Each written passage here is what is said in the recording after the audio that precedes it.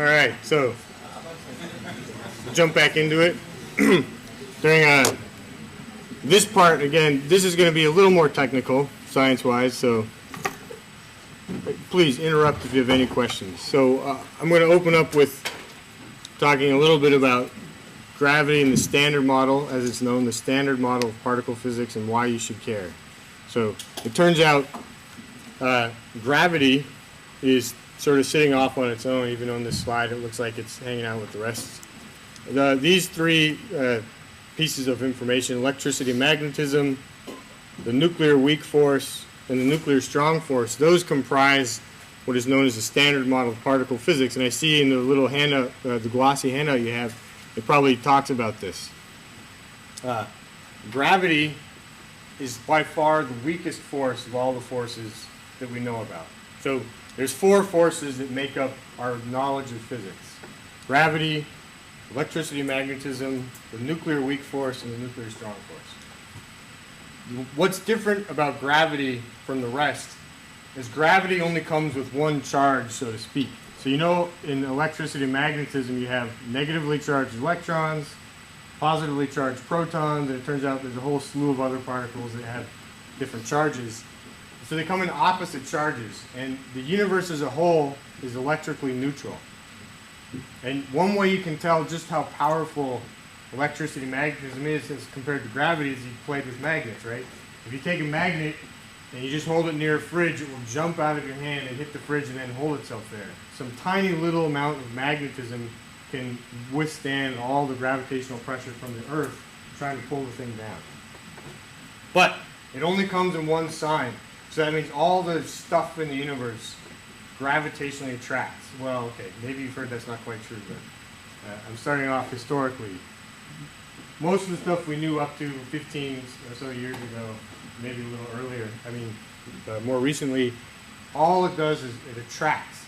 And so as you accumulate this matter and energy over the whole universe, it all pulls together. And that's why gravity is so important for our life, right? It keeps us stuck to the Earth. It keeps the Earth going around the sun orbiting the center of our galaxy hanging out in its cluster of galaxies, which is in a supercluster of galaxies. And then, you know, electricity and magnetism is also incredibly important. Like, this is why we're warm. We have sunlight. Photons, the sunlight from the sun, that's an electromagnetic wave. So that's obviously very important for our existence. And as I mentioned before, transistors come out of the theory of electricity and magnetism, computers, cell phones, etc. And I forgot to mention earlier, one of the reasons I like physics is it's the most fundamental of all the sciences. Like, in principle, everything comes out of physics. So one of the great triumphs of the early 1900s was understanding how to explain the periodic table of elements with physics. So that comes out of quantum mechanics and electricity and magnetism. And by electricity and magnetism, you notice I don't mention quantum mechanics on here. These three theories, electricity and magnetism, the nuclear weak force, and the nuclear strong force, which comprise the Standard Model, those are all quantum mechanical theories which have special relativity built into them.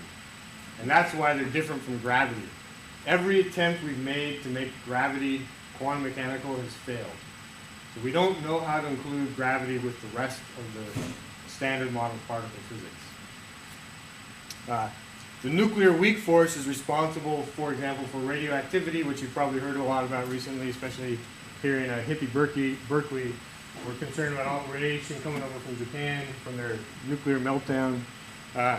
I can assure you I have people who know much more about this than I, who are actually looking for these radiation levels, and you should not go out and buy iodine. You don't need to. Especially if you have an autoimmune disorder. Okay.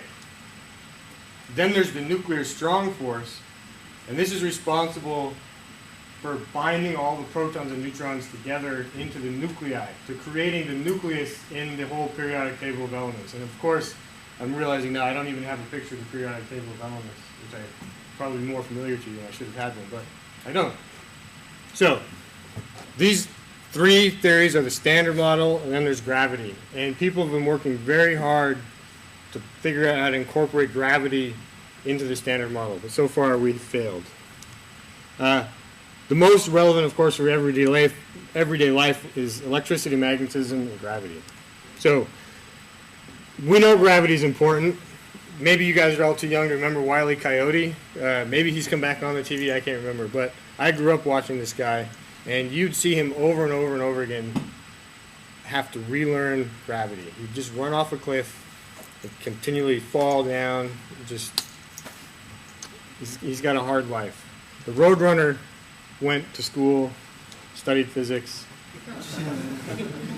If we didn't have gravity, Pac-Man would be very different. He wouldn't be able to successfully navigate the universe and eat the little pellets. So we know gravity is important, right? The whole galaxy that we live in is held together because of gravity. And then here's this picture of a supercluster centers of galaxies. So this is, again, just tangential. You look at what's called the Hubble Deep Field Images. So this is where NASA takes the Hubble telescope, points it to the darkest part of the sky, and looks as far back into the universe as possible. And you see this wonderful picture emerge, and it looks like there's just, thousands and thousands of stars. And it turns out only 4 of them are stars, and the rest are galaxies. And it's kind of insane. And then we get this picture where each spot here is a galaxy, right? And as I'll talk about very briefly, this sort of thin webs are predictions for the dark matter that we cannot see that are really helping bind the universe together. So another picture that's not here, this is all the visible matter in a galaxy, right? And one of the things we've learned is visible matter really only makes up 0.4% of all the stuff we can see out there. It's really kind of scary, right? We don't know what's out there. But anyway, electricity and magnetism are the electromagnetic and weak interaction. So this is the nuclear weak force and electricity and magnetism. We actually know that these are 2 parts of the same theory. So they've undergone what's called a phase transition. So a phase transition is very similar to when, water vapor turns into water or water turns into ice. So this theory has undergone a phase transition, and these 2 very different seeming interactions look very different. But we actually know, this is something we know for sure, they're part of the same theory. And you've probably heard of the Large Hadron Collider, the LHC, which is in Europe, in CERN, sitting between Switzerland and France. It's a giant particle accelerator, 27 kilometers in diameter, the biggest one we as a species have ever built. And its goal is to take protons and accelerate them in opposite directions to 99 point, I can't remember how many, 99999% the speed of light, smashes them together, and they're looking for the last piece of this electromagnetic theory called the Higgs mechanism, which will sort of unify this whole theory. So we've seen every single piece of this combined theory except for one particle, which may not exist, and then we'll have to rewrite the theory. But we know the 2 come together. We just don't know exactly how. So we go to smaller scale. So we start off with an atom. This is something we learned about back in the 1900s. And the electrons sort of orbit the center of the atom, which is known as the nucleus. And this is, of course, a big cartoon because this is all a quantum mechanical thing that's going on here, and you can't really draw a picture. You have what's called wave functions that have some probability density of describing if something exists here or there, and maybe it's over there instead. And so this is where all this uncertainty in quantum mechanics comes in. But this is a nice pictorial representation. We do know that there's something heavy at the very middle, and that these electrons are very far away. And I think the example is usually used is to say the city of Berkeley with a nucleus, the nearest electron would be off in New York. So that tells you almost all of the atom is completely empty space, right? So there's these electron clouds that sit very far away. And then we zoom in and we have a nucleus. We know the nucleus is made out of protons and neutrons. And another thing we've learned in the last half a century is that inside protons and neutrons there are other fundamental particles called quarks and gluons. So this is another part where it's fun, or maybe geeky to be a physicist. You get to name things. So I can't remember the quote for why it's called quarks, but somebody actually knew some literature and named these particles quarks, and it was Murray Gell-Mann who gave them the name. And then somebody else said, well, we know the nucleus is stuck together by some sort of glue, So we'll call it gluons. And that's how we got the name. So, you come up with some dumb name and it sticks. And now for the rest of history, we're going to know about quarks and gluons. So, the theory that describes the atom, turns out, is electromagnetism. And we know how to solve that theory very well. Its cousin is the theory that describes how the protons and neutrons bind together, and really at a deeper level how these quarks and gluons sort of interact and bind together. It looks as a theory very similar to electromagnetism, but it turns out we actually do not know how to solve it. You cannot solve it yet on pen and paper. And that's where the giant computers come in, which I'll get to. So, this is what I just said. Electricity and magnetism, the theory is known as quantum electrodynamics. If you've heard the name, this guy Richard Feynman, who's a very famous American physicist, got the Nobel Prize with another famous American physicist, but that one's only famous to physicists, whereas Richard Feynman is known to popular culture because Richard Feynman, for example, was on the team of scientists who helped uncover why the Challenger space shuttle blew up when it was trying to launch up. And it's kind of sad because the very first public school teacher was on that shuttle, and kids, you guys, this won't mean much to you, but I remember this. I was like 12 or something, I can't remember. And we were all glued to the TV watching this teacher launch up into space, and then the whole thing just blew up. And so the whole nation was kind of in shock for quite a while. And Richard Feynman helped uncover why the shuttle blew up. So he's famous for that and other reasons. I digress. So, quantum chromodynamics. This is the cousin theory. You can see even the name is very similar. And it's not an accident. This is the theory that describes the strong nuclear force. And this is what I'm going to focus on for my talk today. So quantum chromodynamics, or it's known as QCD for short, because inherently physicists are lazy and we like to make acronyms. So this is responsible for the binding of all the nuclei at the center of all the atoms. You get the neutron and the proton, which are individual nucleons. Nucleon meaning nucleus, so a nucleon is a singular piece of a nucleus. And the very simplest nucleus you can form is called deuterium. And this is just when a proton and a neutron form together. You might also have heard of this as heavy water, because this deuterium can capture one electron just like hydrogen. So chemically, in chemistry, it interacts exactly like hydrogen, except it's twice as heavy because the proton and the neutron basically have the same mass. And then it can capture yet another neutron and become tritium. So this one's bad for you because this is going to spit the neutron off, and you really don't want to be around a lot of free neutrons flying around. That's what causes your body harm. Well, that's one of the things that causes your body harm. I'm sure there's much more mundane things that you guys get into that cause you harm, but this one, if you fear about tritium warnings, you're going to stay away. That's bad. Okay, and then you get helium-3. So this is now 2 protons and 1 neutron. So this acts just like helium-4, its close cousin. But it turns out helium-4 is a very favored state in nature. It's much more favored than any of the others on this list here, in fact. And that's going to be important later in the talk. So then you get there's a whole lot of these, right? Like, the atomic periodic table of elements. Carbon-12, this is basically 3 helium-4 nuclei bound together. So this one's very important for life as we know it. We don't know of any way that complex life can evolve without carbon-12. And it's actually interesting, there's a puzzle.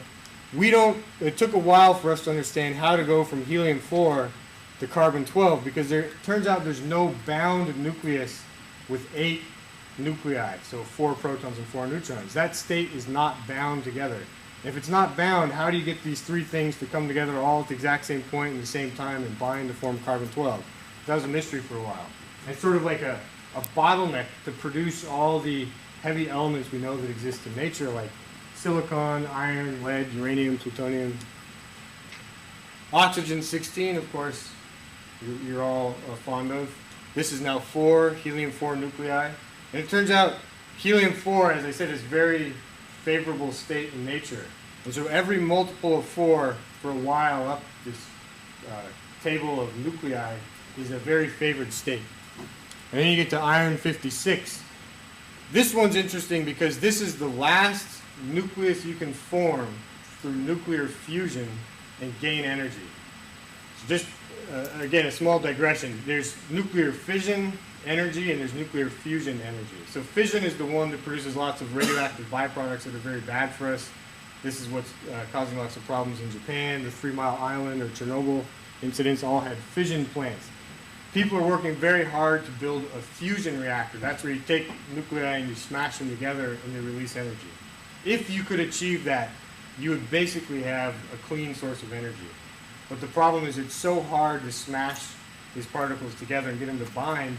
We haven't figured out a way to do that where you get more energy back than you put into it. But just to help you learn to differentiate between nuclear fusion and fission power. Fusion would be okay, but we can't do it. Fission has negative consequences if things go wrong. So iron-56 is the heaviest nucleus you can make through fusion and still get energy back. So that creates a puzzle. How do we see any of the nuclei which are heavier than iron-56? That's part of what I'm going to talk about today. Well, actually, we don't really know, for a while, we didn't know how to get any nuclei heavier than helium-4. Turns out if you look at the very early universe, which you can do by looking at giant gas clouds, which don't have lots of what we call metals in them. So metals are like all the elements in the middle of the periodic table. It's chemistry, I can't remember the names, but all the ones in the middle of the table. We didn't know, if you look at gas clouds without those elements, we know that it's sort of a pure form of a hydrogen-helium cloud that came from the early universe and wasn't polluted by stars exploding around it. And when we look at those, we actually know that the early universe is basically 75% hydrogen and 25% helium. So getting anything else requires some new phenomena. So what I want to tell you is, how does this very subatomic theory influence the universe that we see? And before I do that, though, I'm going to come back. Like I said, we actually know now that the things we look out and can observe in the universe with telescopes and they emit photons and we can watch them, it's 0.4% of the stuff that we know has to be there. Absolutely nothing in this pie chart, right? And then if you add in the hydrogen and helium gas clouds that we can sort of observe, like through, if there's some galaxy shooting a lot of light, then that light gets reflected and refracted through the gas cloud, and so we can see them that way. And you add all that up, and the stuff that we know how to describe of all the stuff we know is out there, right? This is truly amazing. 23% of the stuff is we call dark matter. What does that mean? That means it's just, we know it's gravitationally attractive. And the reason we can tell it's there is you can look at galaxies and how fast the stars are spinning in these spiral galaxies.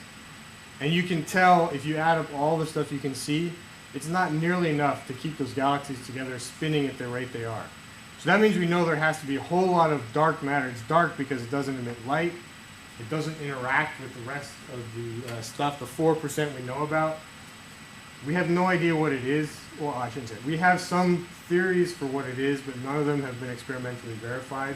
So basically, we don't know what that 23% is. But the important point is this all adds up to approximately 25% of the universe, and all that stuff is gravitationally attractive. And then the other thing we've learned in the last 15 years is, well, it turns out the universe isn't, as it's expanding, it's not slowing down as it would. So it'd blow up and expand and kind of slow down if everything in the universe was gravitationally attractive. What we've actually learned is that the expansion of the universe has been speeding up for the last 15 years. So if you're around 10 billion years from now, you might get ripped apart because the universe starts spreading apart too fast. And that's what we call dark energy. And here we really have no idea what that is. This has sort of an anti-gravitational effect. It's a pressure that pushes things apart. So all we know is we can look at these stars that explode in the universe, and we can tell how fast things are expanding. And from that, we can infer there has to be this dark energy pushing everything apart. So I'm not going to talk about anything but the little bit of 4% here. That's what I'm talking about today. But there's this huge wide open field of exciting physics and astrophysics that is left to be answered. So let me move back to this picture. I'm sure you guys have seen this a few times in your program here. It's sort of, I find, motivational picture. So the idea here is we have some Big Bang. So the whole universe is compressed to a size much smaller than a proton. For some reason, it decides to expand in a Big Bang and undergoes a rapid period of inflation where the universe stretches out faster than light can travel. And that's important, right? So the universe, the space between all the stuff, it's not that stuff is moving, but the space between the stuff actually stretches. And it stretches faster than light can travel. And that's important because light, as we know, nothing can travel faster than the speed of light, which means the speed of light is the speed that information can propagate, right? So if nothing can go faster than the speed of light, that means if the universe is expanding faster than the speed of light, if things look the same here, because they were in some sort of equilibrium, and then expanded suddenly really fast, they'd still look the same, because no information can propagate between them fast enough to change things. That's an important thing. That's why I'm blanking on his name. The guy who invented the theory of inflation was at MIT. You guys probably don't care anyway. Yeah, Alan Guth. Thank you. Okay. And then there's this next period that's sort of important for us called this is the period of recombination, as it's called. I'll tell you more about that in a second. But this is what George Smoot actually got the Nobel Prize for, is understanding this period of time in the evolution of the universe. And anyway, so then the universe expands. It takes quite a while. There's a period called the Dark Ages, which are not the same as the Renaissance. Dark Ages happened before the Renaissance in medieval Europe. And then the universe expands slowly, and this is what we're seeing now. In the very end, it's accelerating, right? So this is time. We know the universe is basically 13.7 billion years old. So now what I want to do is I want to tell you where this theory of quantum chromodynamics, QCD, how it fits into this evolutionary picture of the universe. And just to remind you, as humans, we only exist in the very, very last sliver of time here. So we're like, you can't draw it with a pencil, it's too small. So maybe we can dim the lights a little in the front for the screen. There. Hopefully we keep them on in the back so people are less likely to fall asleep.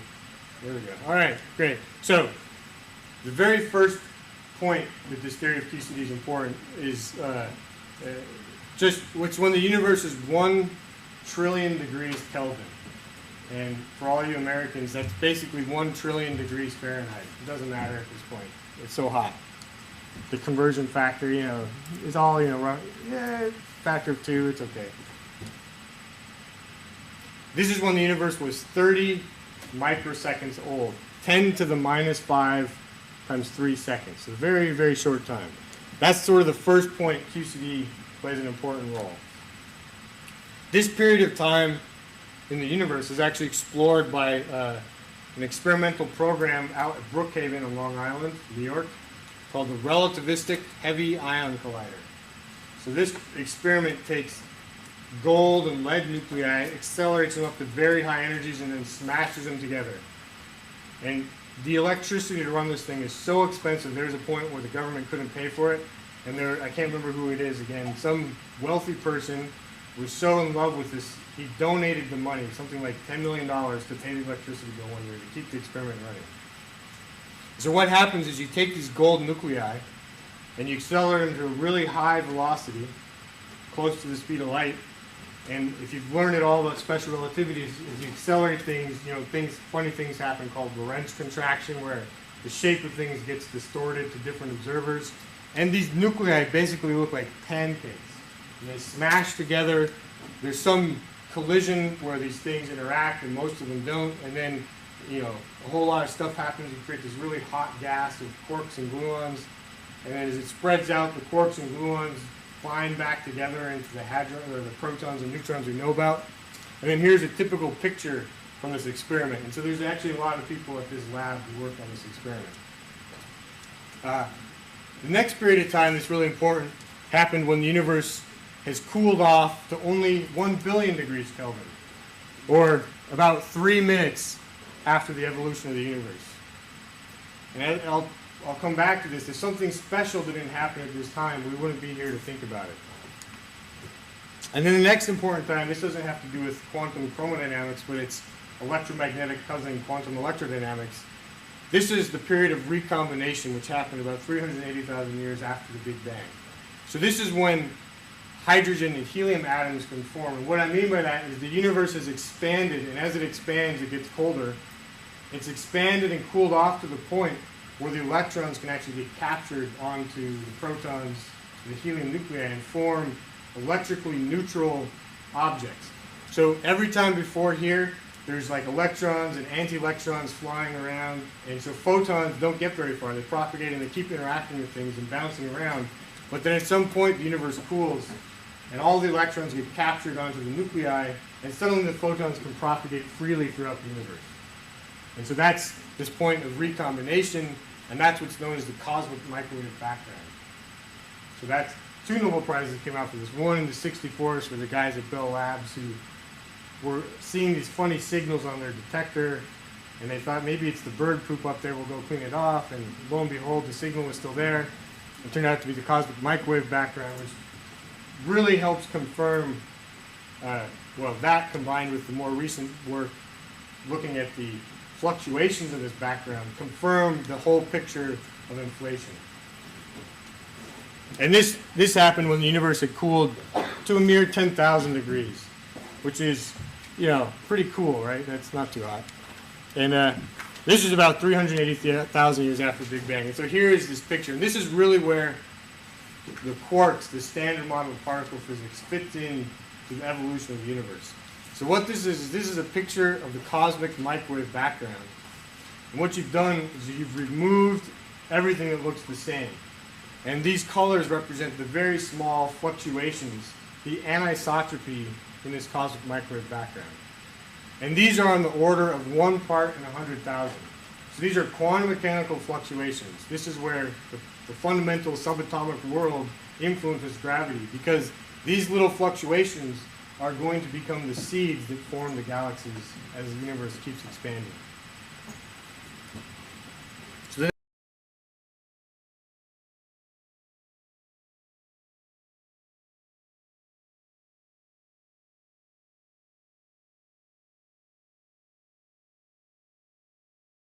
200 million years for gravity to take all this electrically neutral matter. So now the protons don't repel each other anymore because they have electrons, they're electrically neutral, so they can just start falling into each other. Right? So the small density fluctuations or energy hotspots, they're more attractive, and so they start to suck other matter in, and gravity takes 200 million years basically for gravity to suck all this hydrogen and helium together and create the first stars. And the first stars form roughly 200 million years after the Big Bang. And then on this picture, our solar system forms out here something like 9 billion years after the Big Bang.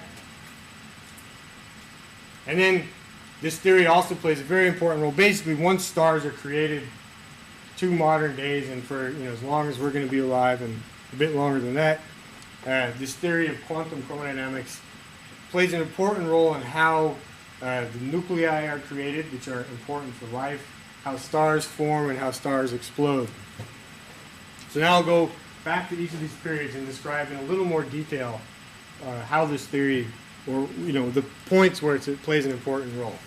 So first, we go back to how do we get from quarks and gluons to protons and neutrons? And this again is when the universe is 1 trillion degrees Kelvin, 30 microseconds after the Big Bang.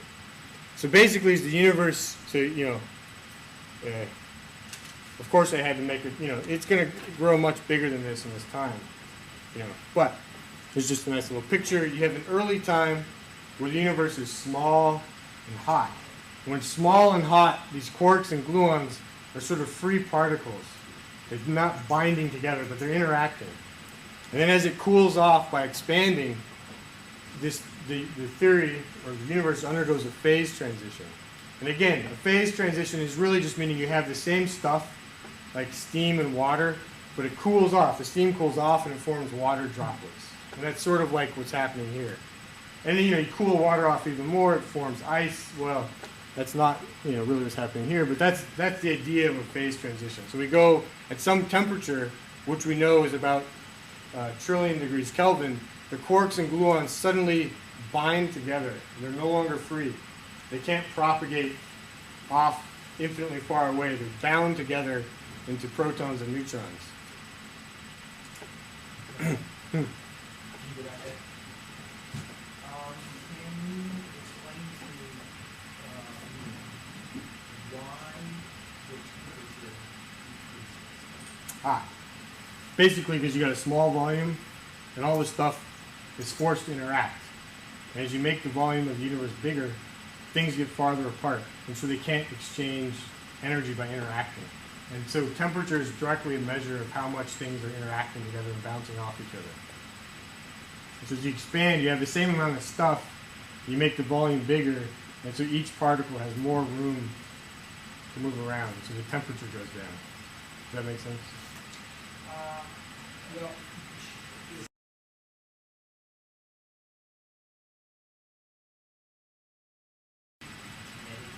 No, that's exactly what I'm going to say. so I mean, if you expand,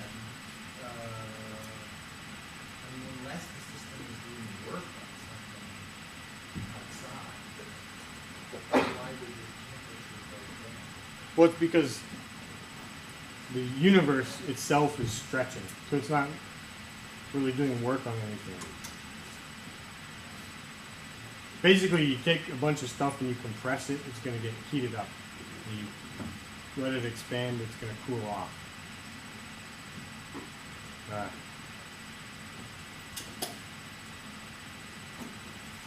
Well, ask me again if that doesn't make sense. Okay.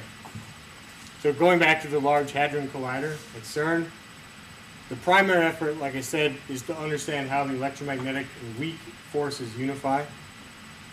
And it turns out this is also responsible for giving each of the quarks a mass. But you'll also probe conditions similar to the Big Bang. And it's actually exciting for me because this experiment is turned on now.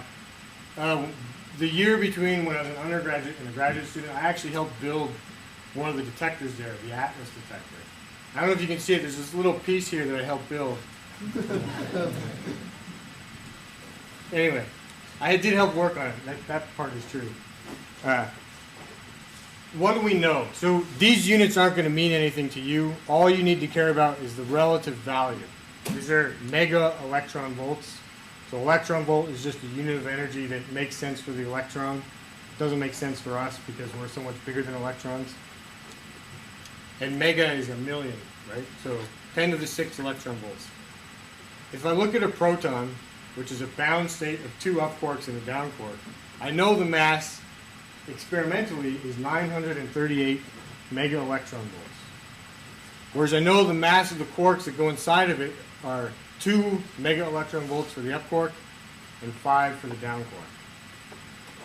But another thing we know is if I take those quark masses and I send them to 0, so of course the first thing you see is if I do 2 times the up quark mass plus 1 times the down quark mass, that doesn't come anywhere close to 938 mega electron volts. What I do know is if I take those masses and I send them to 0, the proton mass drops to about 900 mega electron volts. And you also see that 938 minus 5 minus 2 minus 2 is not 900. And that's because there's a lot of strong dynamics. The gluons that I've mentioned are really have a big influence here, and those are giving most of the mass of the proton. But what does that mean? That means 95% of the mass of the proton would exist if the up quark mass and the down quark mass was 0.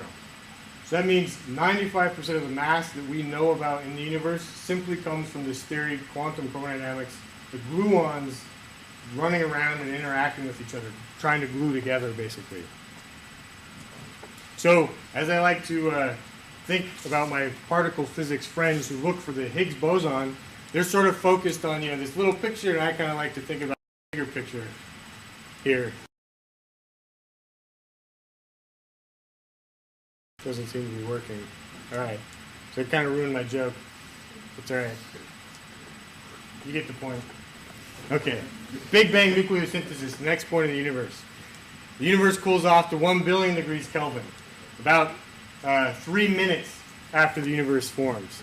So the first question we have to ask is, why is there even matter? So it turns out the theory of the standard model of particle physics is symmetric in matter and antimatter. It basically predicts a very equal amount of matter and antimatter.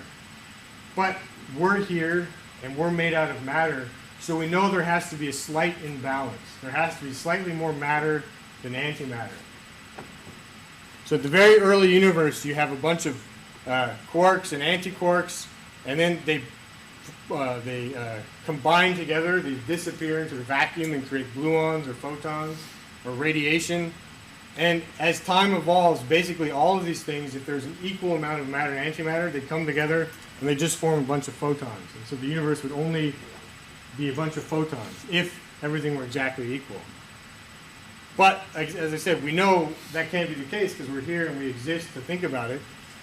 But we do know that the answer for how there's more matter than antimatter actually must most likely come from beyond our current understanding of physics.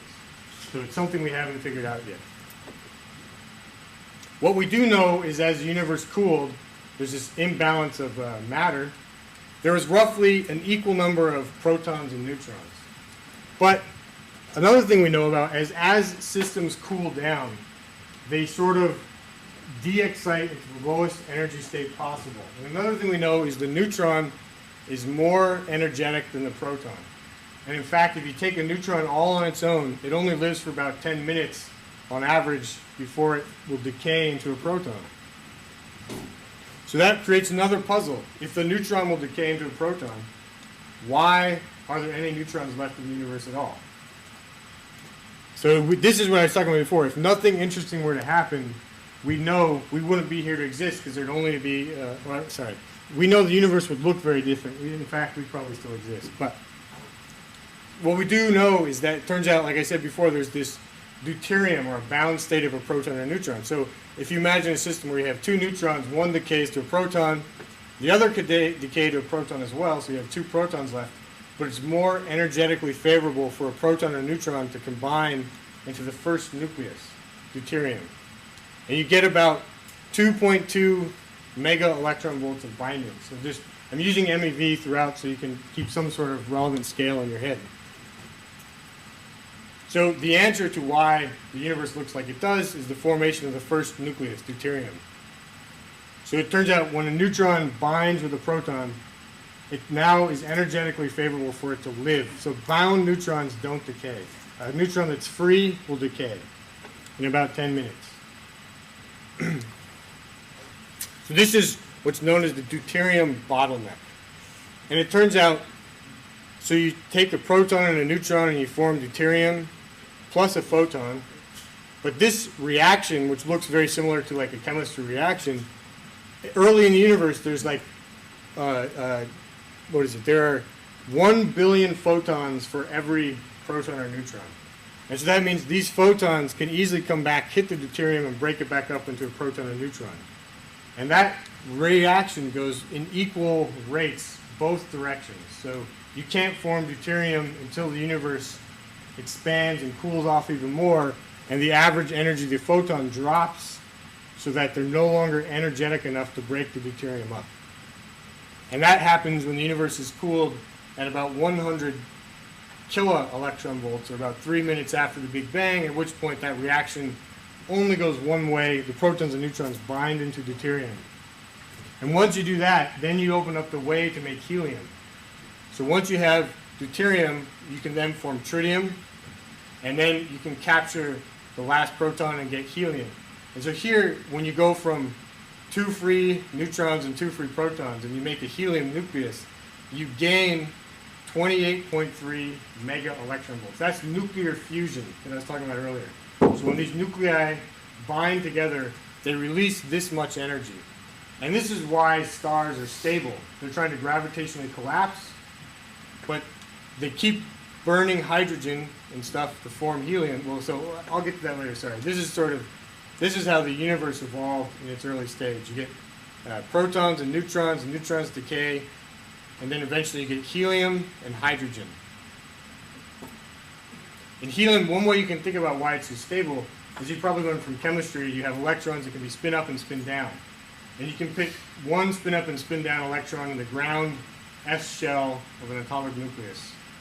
And in the same way, you can take a proton spin up and a proton spin down, and a neutron spin up and a neutron spin down, and that state will allow itself to collapse to the most tightly bound state.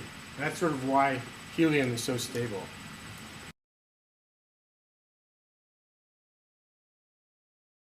But what we do know is the universe at its early stage was roughly 75% hydrogen and 25% helium, or there's one neutron for every 7 protons. And this is very sensitive to that deuterium binding energy. And this is where the theory of quantum chromodynamics comes into play. So the binding energy deuterium is 2.22 and some mega electron volts. It turns out most nuclei, like oxygen, helium, they have a binding energy of 8 mega electron volts per nucleon. So if I take deuterium and divide it by 2, because there's a proton and a neutron, this is only 1 MeV, 1 mega electron volt per nucleon. So that's like a factor of 10 smaller than is normal.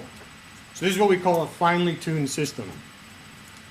If the universe were even more finely tuned, and this all depends on the properties of quantum chromodynamics, all the neutrons would decay because the deuterium you wouldn't gain enough energy by sticking a neutron into a proton. And what that means is you'd have mostly hydrogen stars like our sun. And that'd be okay for us because we'd probably still be here to think about it. But if you had a more natural situation where the binding energy is more typical, then what that means is all the neutrons would get captured into deuterium and helium, and the early universe, there'd be barely any hydrogen. You'd only have helium. And then we would not exist because you need hydrogen stars because they're very stable in order to have a planet like ours that has life. And so what we'd really like to do is understand how does this emerge from this fundamental theory of quantum chromodynamics. And here's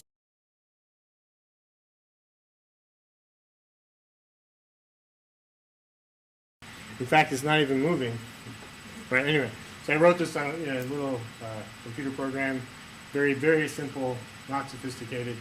The thing I wanted you to capture from that is you notice this quantity V naught only changed a very little bit. That's a variation in the fundamental parameters of the theory. Whereas this physical quantity A, you notice changed dramatically. It went off to infinity, came back around. This is an example of a finely tuned system. A small change in the fundamental parameters can cause a very big change in the observed phenomenon. So it turns out nature happens to be in such a finely tuned system. We know if you look at a proton and a neutron and how they interact with each other, in some cases they have this interaction with a very large A. This A is called a scattering length, which basically tells you the strength that these things interact with. And then in the channel where the deuteron lives, deuterium, this bound nucleus, you also have a large scattering length, but it's positive instead of negative. And when I say large, of course, I have to compare that to something.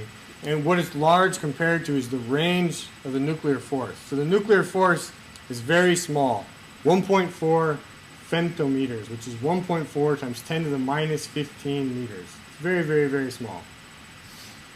So this is what's happening at the nuclear scale. But this scattering length turns out to be noticeably bigger. And so we know that the universe is in this finely tuned system.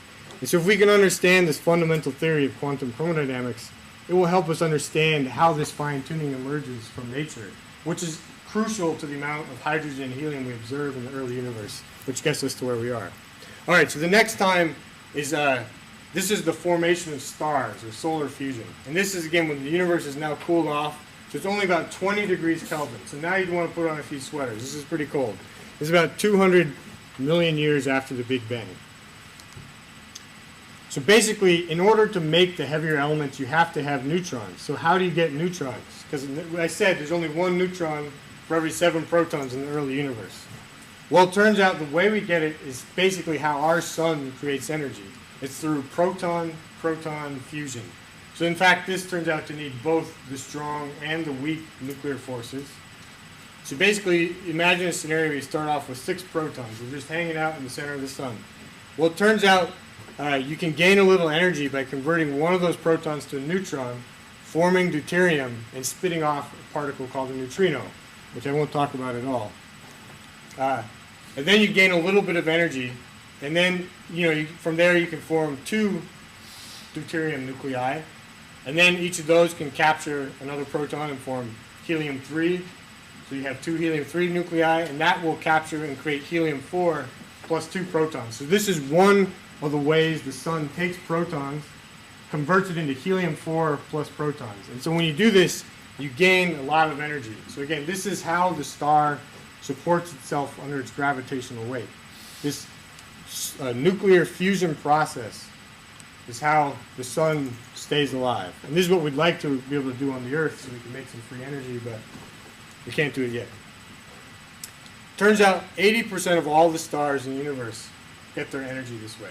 It's proton-proton fusion. And the sun is a hot thing. It makes you warm, burns your sun, or it burns your skin, doesn't burn the sun.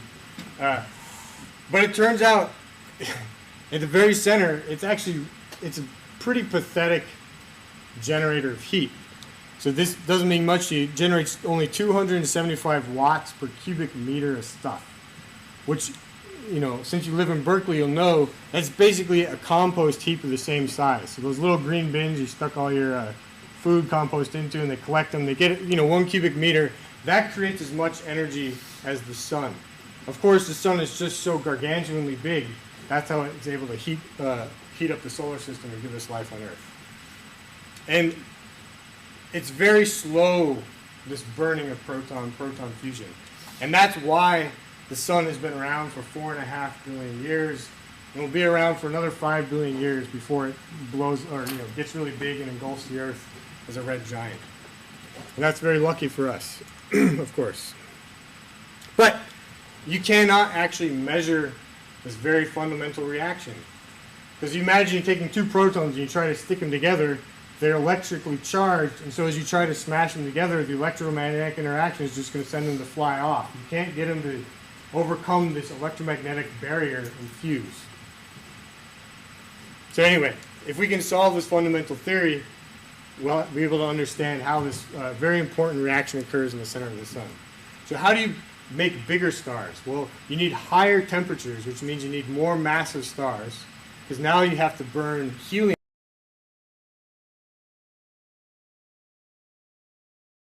A hydrogen star has exhausted all the proton fuel and it's turned into only helium. Then the gravity will pull everything in more until it gets hot enough so that you can burn helium. And the way that happens is, so if it's not hot enough, these 3 helium nuclei will just hang out happily independently. But we know as you heat up a system, it turns out there's an unbound state. So here I was talking about fine tunings before on the order of 1 mega electron volt. Now this is 0.09 mega electron volts. And now I have 8 nuclei instead of 1. So this is 100 times more finely tuned than creating deuterium itself. So this is getting incredibly finely tuned, meaning it's not something you would naturally expect to happen. And so when you heat the star up by compressing it, it becomes hot enough to form this state of beryllium, and then it turns out there's an excited state of carbon-12, and that carbon-12 can emit a photon and radiate down and form the bound carbon-12 that basically is the basis for life as we know it. So we'd really like to understand, is this pure chance? Is there some fundamental reason? Like if we change the fundamental parameters of the theory, will this scenario change? How much are we allowed to change those parameters before this whole picture falls apart and we're not here to think about it anymore? So again, this is coming back to, if we can solve the fundamental theory of quantum chromodynamics, we can start to address these questions. So this sort of fusion burning keeps happening as stars get bigger and bigger. As they get more massive and burn, they tend to burn even faster because they get so heavy, they burn really fast. In order to support the gravitational weight, it has to create a lot of energy quickly. And the heavier the nuclei get, the less energy you get by fusing, so you have to burn more and more of the stuff, so your fuel goes really fast. And this occurs, so in the very outside layer you have this hydrogen level, and then you burn and you form helium, and you get this weird onion layer. So the more dense the nucleus is, the deeper it falls into the gravitational well, because it has to fall in farther to get hot enough to burn. And so you sort of burn hydrogen and helium this way until you create carbon, oxygen, silicon. And as I mentioned before, you get up to iron, where you can no longer get energy out. And that's, yeah. I'm a little confused about the fine-tuning.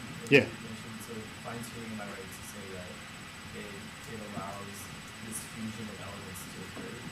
So only when stars have become finely tuned are they going to go from, instead of a helium, into deeper and heavier elements? So the fine tuning, they will fuse with or without fine tuning. What the fine tuning tells you is how quickly they fuse. Yeah. So what's really important is the fine tuning is why it takes so long for the protons to come together and form deuterium. I think it would probably help with a little digression on what physicists mean by that. By fine tuning. Yeah, digression in my brain. I have to go back 12 years or so to remember what I thought. Yeah.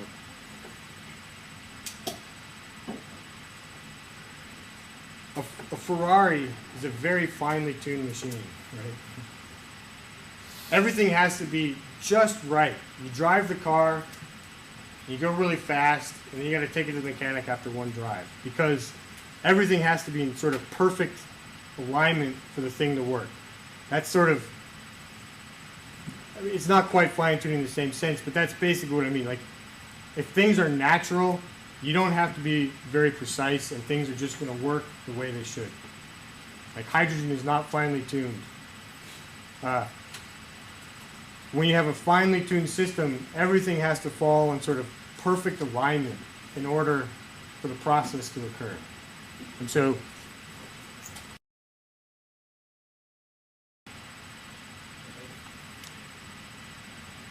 for example, if this beryllium-8 resonance didn't have exactly this energy, then you wouldn't be able to form carbon-12, because you have to have a carbon-12 excited nucleus at exactly this energy so that it can radiate a photon and collapse down a bound carbon-12. So if it weren't finely tuned, either beryllium-8 would just bind together on its own and you just produce a lot of carbon-12, or it'd take more energy and the star would have to be more massive. You'd have to heat it up more or something. So, does that help? No. I guess that's so is there a fine tuner? Yeah, so you'd like to ask that question. Is there a fine tuner? So this would get into intelligent design, for example. I believe that these fine tunings are accidents, and we just like to understand how they emerge from the fundamental theory. But this is my personal opinion. You're free to have whatever opinion you like. The difference, of course, is intelligent design is a theory you can't test, whereas this is one you can. If you can solve quantum chromodynamics, you can test these fine tunings in nature. Yes? I thought I read somewhere long ago that like the sun's actually not that efficient. Right? If you think about fusion, right? Proton, proton, proton, proton fusion, right? But that is, yeah, like you said, proton, is the like when we think about like we can perform a fusion reaction with deuterium and tritium, and that's a great deal more energetic. Is that the case? Or because I thought that proton, proton, basically what you're doing is you're creating deuterium, and then you're fusing deuterium together. The reason it's easier is because deuterium and tritium are heavier. And because they're heavier, as you push them towards each other, the electromagnetic force won't push them away as easily. Because F equals ma. So if the mass is bigger, it's harder to accelerate the thing. Yeah. Back to the fine, just the previous question about whether or not there's a fine tuning and stuff. Is the fine tuning, and as you said, it was usually has more accidents. is this the obstacle that scientists are facing when they're trying to create fusion reactions? Are they trying to make No. these reactions happen? So there, the fine tuning doesn't have much to do with it there. What's really blocking you is the electromagnetic interaction, which is much weaker than the nuclear interaction, but the electromagnetic interaction is very long ranged. Whereas the nuclear reaction only occurs in a very, very small distance. So in order to fuse things, you have to bring them together. They're electromagnetically repelling, and only when they get incredibly close, when the electromagnetic energy becomes really high to try to push them apart, you have to overcome this barrier to fuse. And that's, so it's not a fine tuning there. The fine tuning is, if you finally achieve that goal, how much energy do you get back? So I have approximately 10 more minutes. If you guys want to keep asking questions, I can, I could stop any point as well. Then you just missed my great conclusion. But, all right. So we form carbon-12. You make giant stars. You burn all these things until you get to iron, and then the star is stuck. What happens? Once you hit iron, you can't get any more energy out by sticking more helium on. And so that means there's absolutely nothing to support the iron core. It's just going to keep collapsing. And so what happens is the iron core, so here's a picture of the onion layer of the sun. The iron core bounces in and starts to collapse. And as the core collapses, at first it was holding the rest of the star up, but then the iron core collapses. And then at some point the rest of the star is going to realize there's nothing holding it up, and it's going to start to fall in as well. But as the iron core bounces down, it turns out the center of the nuclear force is very strongly repulsive. So this iron core falls in, bounces like, it's sort of like a rubber ball basically, and just bounces back out. And the iron core falls in, bounces back out, but as it's coming out, the rest of the star is falling on top of it. And so you get this incredible explosion. These are known as supernova, right? Where the star basically just goes under this giant explosion. So these are the brightest, or some of the brightest objects in the universe. So, and then coming back to Carl Sagan, why we exist. Without these supernova explosion, you wouldn't have any fluorine in your toothpaste. You wouldn't have any of the heavy elements in your solar system. You wouldn't have any uranium or lead or whatever. All this stuff comes from these stars collapsing, exploding, and shooting all this stuff out into the universe. So, one of the things we know about our solar system is because the amount of metals we have in our solar system, we know our solar system isn't a first generation solar system. We know it has to be at least second, most likely third. That means there has to be a lot of stars that used to exist here that exploded and ejected this material into the nearby neighborhood so that our planet could have the elements it does and we could exist. All right. One of the possible outcomes of these giant explosions is something called a neutron star. And so these things are just, ridiculous objects of nature. They're incredibly super dense. So you take the mass of the sun and you compress it to the size of the Bay Area, right? So before I said, most of the space between all the electrons is empty. So basically what you're doing with a neutron star is you're taking all those electron clouds, collapsing them, and you just take all these hydrogen and helium and everything, and it collapses to form one giant nucleus, basically. So 1 teaspoon of this stuff is like, a trillion tons. It's some insane amount of matter. So again, understanding the properties of these stars and how they form all comes back to understanding this very basic theory of quantum chromodynamics.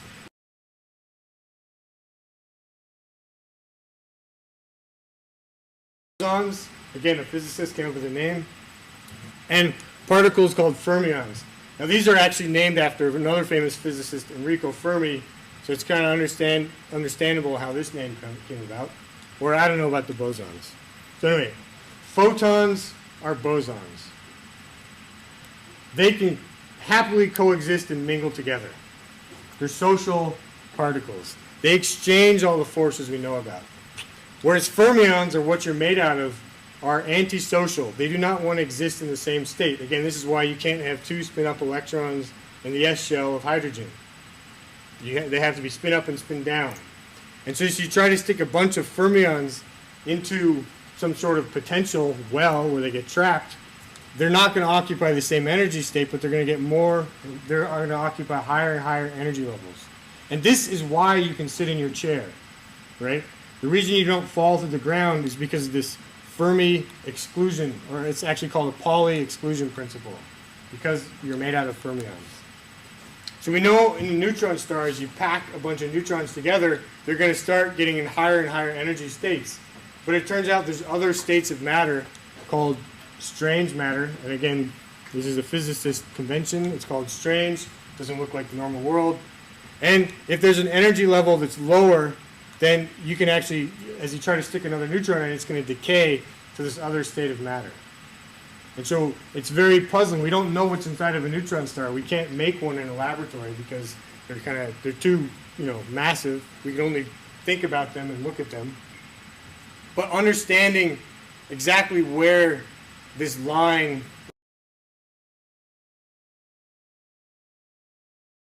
form of matter, that will tell you whether when a star explodes it forms a neutron star or if it forms a black hole. So if you have more available strange matter to go into, it's easier to compress stuff together and you're more likely to form a black hole. Whereas if that line is higher and it's harder to put, or you get more energy and you stuff in, you get a neutron star because it's stiff. This Fermi repulsion will hold it up. All right, just a couple minutes on what do I do. I try to solve this fundamental theory of quantum chromodynamics using the world's biggest, baddest, fastest computers that are publicly available. Meaning, you probably know there's Livermore Lab, I think it's that way, where they do some classified research. I can't use those computers because they're behind the fence, so to speak. But there's also really big computers in Oakland that are part of the Berkeley lab.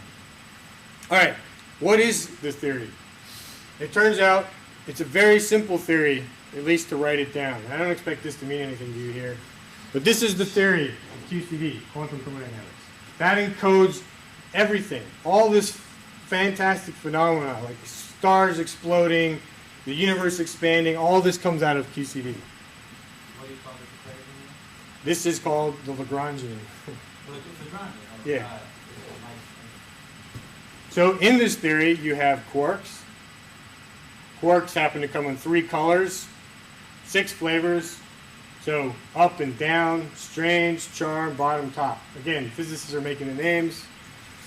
You have gluons, which hold everything together. And then you have one coupling, G, which describes how strong all these things interact together.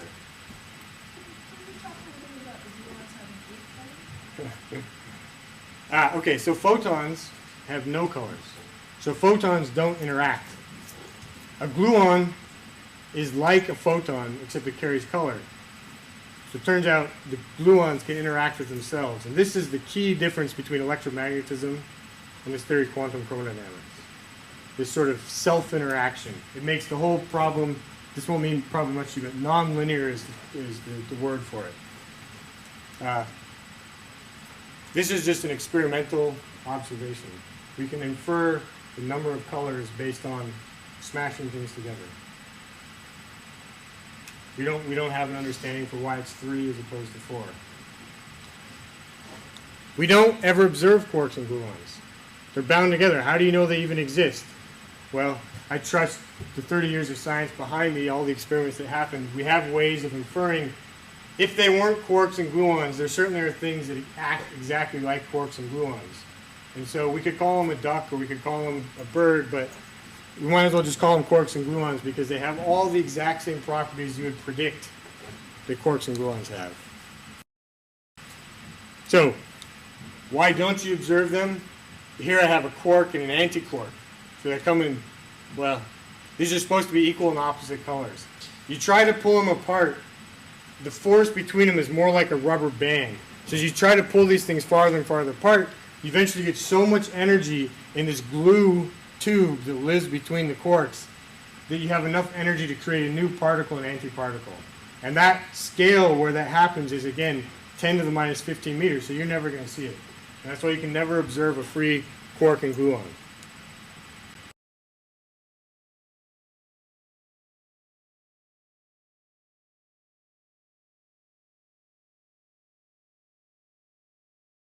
You pull things apart and just pop matter and antimatter out of the vacuum. Protons are made up of 2 up quarks and a down.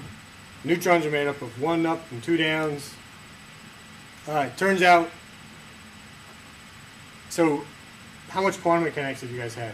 Did you know about the Heisenberg uncertainty principle? Probably not. Okay. It turns out energy is sort of inversely related to distance. So as you try to look at things in a shorter and shorter distance scale, it requires more and more energy, which is why the Large Hadron Colliders, this 27-kilometer ring, you accelerate things into incredibly high energy, and that's what lets you look at the most small distance scales of how these things interact. It turns out this theory at large distance scales, the coupling that tells you how they interact is big, so that's why you can't solve it. But as you make the distance scale very small, it becomes weak, and that limit you can solve it on pen and paper. And because of that, that lets you put this theory on a computer, because you can take the universe and you can chop it up into a grid. You can chop space-time up into some finite grid where there's a smallest distance scale. We typically denote A, and there's a largest distance scale we denote L. And so you put the theory on the computer, and you let the computer worry about the long distance, how everything interacts at the long distance scale, because you know exactly what to write down at the short distance scale. You also typically create what's called periodic boundary conditions. And what that really means is you have Pac-Man boundary conditions. As you go around the universe, you come back around exactly as you started. And that's because we have a computer, it's finite. We can't really do an infinite calculation of the real universe. We get to play with the world's biggest, fastest computers. Like I said, these two happen to live in Oakland. They're at the NERSC, National Energy Research Scientific Computing Center. There's a computer at Argonne National Lab. Why we'd stick a computer that gets 100 degrees in the summer, I don't know. You have a big electricity bill to cool it off. But then someone also stuck a computer at Oak Ridge in Tennessee, and another computer in I can't remember where Kraken. So again, physicists name the computers. You have Jaguar and Kraken. There's some of the fastest computers available today. So then what you do is you take your proton, you stick it on the box, you stick 2 of them down, and we basically run these computers to understand how these things interact, so we can try to build up a picture and understand where the universe comes from. And so just sort of, the summary is, at this stage, just in the last couple of years, the computer programs and the algorithms and the size of the computers have gotten to the point where we can begin to actually answer some of these fundamental questions, for example, about our existence, and really connect this theory of quantum chromodynamics with what we observe in nature. And the computers of tomorrow will be able to understand much more exciting problems, and maybe one day we can actually simulate a neutron star in a big computer. Well, some people are doing it, just not for the most fundamental theory. So, okay, why do I like what I do? Once again, it's about the real world. So some of you probably have heard of string theory. String theory currently has no experimental test that can be done to check whether it's a real physical theory or it's just a mathematical construct. Whereas quantum chromodynamics it's something you can test. It's a real thing. It involves some, in my opinion, very deep questions about our universe, these fine tunings I was trying to talk about. It allows you to make predictions about things that are not known. Again, this is what science is exciting. You're not trying to do things that people know how to do. You're trying to explore a new frontier. You get to play with the world's biggest computers. If you like that, that's fun. If you don't, well, then you probably won't enjoy this line of work. You get to work with people all over the world in lots of different fields. If you look at how things are moving, by the time you guys are getting to the point where we're getting to research, you're going to have roughly 1 million times the computing power available to you than I have today. And so you're going to be able to do really exciting things in science.